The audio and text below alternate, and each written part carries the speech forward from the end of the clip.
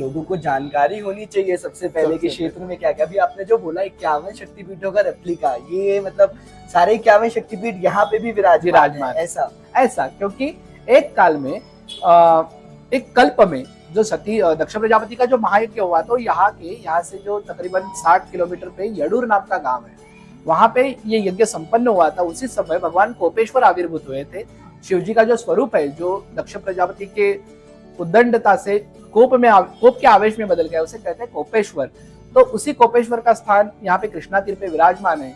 माता सती का देह त्याग होने के कारण वीरभद्र के आविर्भाव भी वहां पे हुआ था।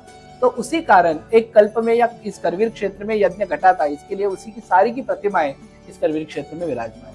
अच्छा, अब ये जो आपने बताया लोगों को जरा कंफ्यूज कर सकता है, क्योंकि लोग बोलते हैं कनखल में ये सारी चीजें हुई, बराबर। आप कह रहे हैं कि करवीर में हुआ था, तो अब इसका जरा लॉजिक आप बताइए थोड़ा सा।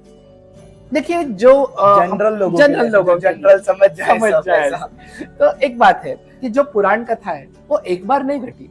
अभी हम जब अपनी महापूजा का वगैरह संकल्प कहते हैं तो हम बोलते हैं कि श्रीमद् भगवतो महापुरुषस्य विष्णुराज्ञया प्रवर्तमानस्य अद्य ब्रह्मणा वगैरह कहते, श्वेत वाराह कल्प कहते हैं। तो उससे पहले 7 कल्प हो चुके हैं। तो इस 7 कल्प में ये सारी पुराण कथाएं फिर से घटती रहती है। मतलब ये दशावतार की जो मालिका है वो हर कल्प में घटती ही रहती है। इस हिसाब से एक कल्प में ये यज्ञ अगर हम देख ले तो दशावतार का जो क्रम है, मत्स्य से लेकर अभी कल्कि तक, अभी तो इस युग में कल्कि का अवतार आना है, तो ये सारी अवतार मालिका बार बार घटती रहती है।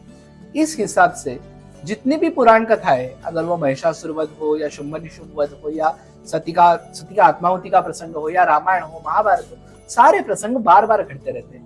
इस हिसाब से किस कल्प में ये क्षेत्र में, इस करवीर क्षेत्र में कई ये सती का आत्माहुति का यज्ञ हुआ, दक्ष प्रजापति का यज्ञ हुआ, तो किस कल्प में कनखल में हुआ। तो इस हिसाब से हम देखे जाए तो कल्प भेद के अनुसार सारे क्षेत्र अपने अपनी जगह पे अपनी महत्ता रखते हैं। क्योंकि एक अलग बात देखी जाए तो भारतवर्ष में ऐसी कौन सी भी जगह नहीं जो पुनीत नहीं, जो पावन नहीं। हर एक जगह माता का एक नया रूप हमें देखने को मिलता है, शिव जी का नया रूप मिलता है, कहीं हरि जी का मिलता है। एक मतलब परमेश्वर का पूरा अस्तित्व जिस भूमि में देखा जा सकता है वो है अपना भारत। तो जितने भी क्षेत्र है अपने अपने क्षेत्र की महत्ता है। तो कल्प भेद से ये जो यज्ञ का प्रसंग हुआ था दक्ष प्रजापति के, ये यडूर में हुआ था, खिद्रापुर के पास में हुआ था। तो इस कारण से यहाँ पे पूरे 51 शक्तिपीठों की प्रतिमाएं हैं।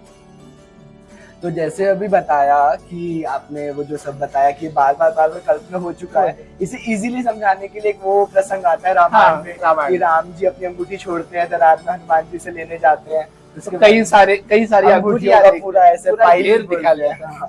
तो इतनी बार ये पुराण कथाएं घटती रहती है। मतलब हर जगह हर समय पर परमेश्वर ये मतलब जो विश्व निर्मित का जो महासंकल्प है उसके हिसाब से सारी कथाएं चलती रहती है। तो कई सारे कल्प में अगर हम देखें, वैसी ही कथा भैरव कल्प में मतलब काशी खंड में आती है। जब विष्णु जी भैरव जी के शिव जी के चरण ढूंढने जाते हैं, तो गणेश जी उनको बोलते कई सारे आप जैसे कई सारे विष्णु मैंने जाते हुए देखे हैं। तो मतलब इसका एक ही परिमाण है कि कथाएं बार बार घटती रहती है, लीलाएं बार बार घटती रहती है। संभवतः हम भी किसी समय के लीला के साक्षी हो, लेकिन हमें अभी स्मरण नहीं, लेकिन ऐसे ही अभी सब कह सकते हैं। तो कल्प भेद के अनुसार सारी लीलाएं पुनः पुनः घटती रहती है, यही खातिर हम कह सकते हैं।